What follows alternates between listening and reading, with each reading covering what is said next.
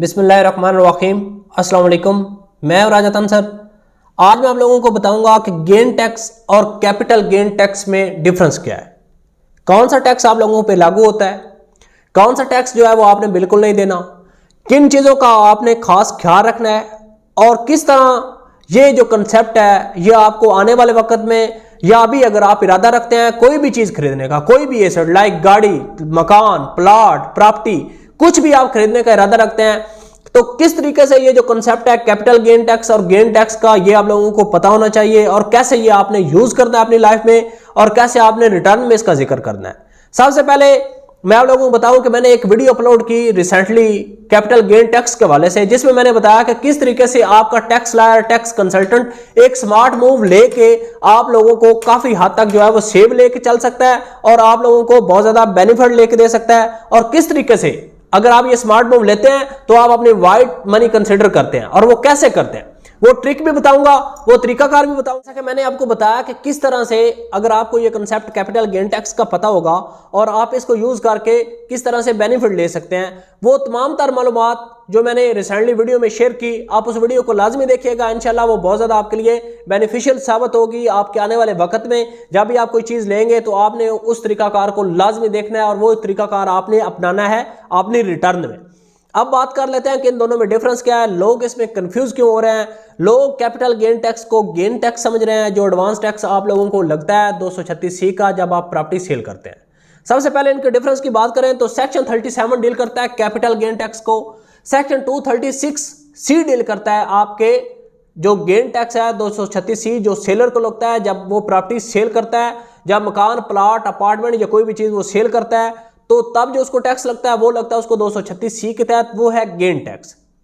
अब लोग ये समझ रहे हैं कैपिटल गेन टैक्स की जो मैंने वीडियो बनाई कि ये शायद 4 साल बाद हम पे नहीं लगता जी, हमें गेन टैक्स लग रहा है। उसके हवाले से मुझे काफ़ी दोस्तों ने पाकिस्तान से बाहर काफ़ी ममालिक से मुझे कॉल्स आई और मैंने ये फील किया कि लोग काफ़ी कंफ्यूज हो रहे हैं।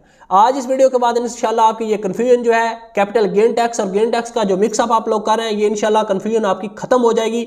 आपको ये दोनों चीज़ों का पता होना चाहिए कि गेन टैक्स जो 236C जो होता है वो टैक्स है जब आप सेल करते हैं प्रॉपर्टी, और 236C का जो टैक्स है ये वो टैक्स है कि अगर आपको प्रॉपर्टी खरीदे हुए 100 साल भी हो गए हैं, जैसे कि फाइनेंस एक्ट 2022 में गवर्नमेंट ऑफ पाकिस्तान ने ये जो ड्यूरेशन था, टाइम पीरियड था जो पहले इतलाक था 4 साल का, कि 4 साल के बाद अगर आप चीज़ सेल करेंगे तो वो गेन टैक्स आप पे अप्लाई नहीं होगा, वो इन्होंने ख़त्म किया। अब आपको अगर 100 साल भी हो गए हैं, प्रॉपर्टी आपके नाम है, तो आपने अगर वो सेल कर दिया आपके नाम से, जब वो ट्रांसफ़र होगी तो उस वक्त आपको जो टैक्स देना पड़ेगा वो देना पड़ेगा 236C का, वो है आपका गेन टैक्स और वो आपने हर हाल में देना है। लेकिन इसके साथ ही गवर्नमेंट ने एक और इंट्रोड्यूस जो टैक्स करवाया हुआ है capital gain tax. Gain tax is something else. मैंने आपको बताया कि गेन टैक्स को डील करता है 236C, कैपिटल गेन टैक्स को डील करता है 37 सेक्शन। और जो 37 सेक्शन है वो इस हवाले से बताता है कि अगर आपने जो प्रॉफिट लिया है, कैपिटल गेन टैक्स क्या है, कैपिटल गेन टैक्स है कि अगर आपने एक प्रॉपर्टी खरीदी और सेल करते वक्त आपको उस पर प्रॉफिट हो रहा है 50 लाख, जो वो प्रॉफिट के रिलेटेड सेक्शन है वो है सेक्शन 37। और मैं इसमें आपको ये भी बताता चाहूँ कि गवर्नमेंट ऑफ पाकिस्तान आपके प्रॉफिट को तो कंसिडर करती है, अगर आपको लॉस हो गया तो उसमें आपका कोई हिस्सेदार नहीं है, वो लॉस आपने खुद ही बियर करना है। सिर्फ जो प्रॉफिट है उसके हवाले से government of Pakistan section 37 capital gain tax ये कहता है कि अगर आपको प्रॉफिट हुआ है और प्रॉफिट की जो अमाउंट है वो 4 साल बाद उस पर कोई टैक्स नहीं है। अगर 4 साल से पहले आपको प्रॉफिट हो जाता है 25 लाख, 50 लाख, 40 लाख, उसके हवाले से उन्होंने टैक्स की बात की है, उसमें बड़ी डिटेल में मैंने वीडियो बनाई भी है। अगर आप वो वीडियो देखना चाहते हैं तो आप मेरे चैनल पे जाके कैपिटल गेन टैक्स की वो वीडियो देखें, उसका इंशाल्लाह आपको आने वाले वक्त में बहुत ज्यादा बेनिफिट होगा। उम्मीद करता हूं कि गेन टैक्स और कैपिटल गेन टैक्स के हवाले से जो ये आपका मिक्सअप कन्फ्यूजन है वो खत्म हो गई होगी और आपको ये पता चल गया होगा कि अगर आपने कोई प्रॉपर्टी सेल किया है, गेन टैक्स आपको हर सूरत में देना है। कैपिटल गेन टैक्स जो है वो 4 साल के बाद आप पे अप्लाई नहीं होता, वो किन कंडीशंस में नहीं होता, वो अगर आपने रिटर्न में अपनी चीज डिक्लेयर की हुई है और बताया हुआ है कि भाई ये चीज मैंने खरीदी थी फलां ईयर में, फलां डेट में खरीदी थी। मैंने उस कैपिटल गेन टैक्स वाली वीडियो में ये भी बताया कि अपने रिटर्न में लाजमी लिखा करें कि अगर आपने प्लाट खरीदा वो किस डेट को उसकी रजिस्ट्री हुई, वो डेट लाजमी मेंशन किया करें अपने एसेट वाले टैब में। अगर आपको नहीं पता तो लाजमी किसी अच्छे प्रोफेशनल टैक्स लॉयर का इंतखाब करें और उनकी सर्विसेज लें। अगर वो डेट मेंशन होगी तो आप कैपिटल गेन टैक्स के एक टाइम आ गया कि आप एडजस्ट भी कर सकेंगे और उस टैक्स से आपकी छूट भी हो सकती है। बाकी मजीद ये भी उम्मीद करता हूं कि आपको इस वीडियो को देखने के बाद ये पता चल गया होगा कि गेन टैक्स और कैपिटल गेन टैक्स दो डिफरेंट चीजें हैं। इन दोनों चीजों का इतलाक आपने अपने तरीकाकार के साथ होता है। अगर आपने कैपिटल गेन टैक्स का कंसेप्ट समझा हुआ है और आपने अपने रिटर्न में वो डेट लाजमी मेंशन किया है, जैसे कि मैंने पिछली वीडियो में बताया हुआ है कि अगर आपने कोई प्रॉपर्टी, कोई गाड़ी, कोई चीज एसेट खरीदा है तो लाजमी मेंशन करें कि आपने किस डेट को खरीदा है।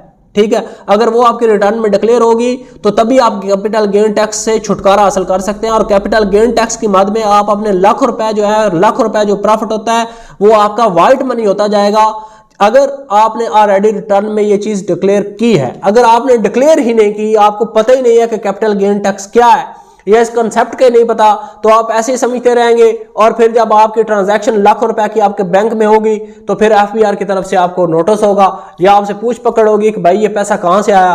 फिर आप कहोगे जी ये हुआ वो हुआ। तो बेहतर यही है कि पहले से ही अपने रिटर्न ऐसे एक्सपर्ट बंदे से करवाएं, ऐसे एक्सपर्ट बंदे की सर्विसेज लें जो इन चीजों को समझता है, जो तमाम लॉज को समझता है, जो तमाम सेक्शंस को समझता है और उसकी जो डाटा एंट्री है वो उस हवाले से हो, ताकि आने वाले वक्त में आपको एक तो वाइट मनी भी आपकी होती जाएगी और दूसरे नंबर पे आपको कोई परेशानी भी नहीं होगी इसके हवाले से।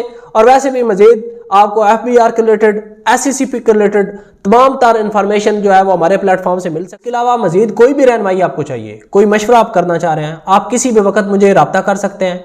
अगर आप फाइलर बनना चाह रहे हैं, SECP के related, company registration, business registration, इस तरह की मालूमात लेना चाह रहे हैं तो भी आप कांटेक्ट करें। सर्विसेज चाहिए तो भी आप कांटेक्ट कर सकते हैं। इंशाल्लाह 100% रिस्पांसिबिलिटी के साथ आपको ये सर्विसेज प्रोवाइड करेंगे।